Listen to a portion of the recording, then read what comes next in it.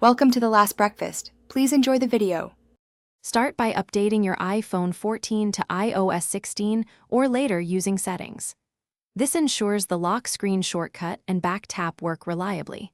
Next, open Settings, go to Accessibility, choose Touch, and tap Back Tap. You will assign double tap there.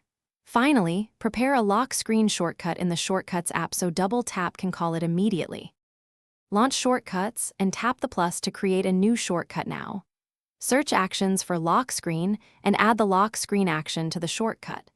Name the shortcut lock screen so it is easy to recognize later. Make sure the shortcut expects no input and finishes quickly when you run it. Save the shortcut in Shortcuts, then return to Settings to assign it. Open Settings, then Accessibility, Touch, and Back Tap to assign actions. Tap double tap and scroll to Shortcuts, then find and select your lock screen shortcut. The double tap is now mapped to lock the device immediately when executed. To test, pick up the iPhone 14 and tap the back twice quickly with 2 short taps. The screen should lock right away.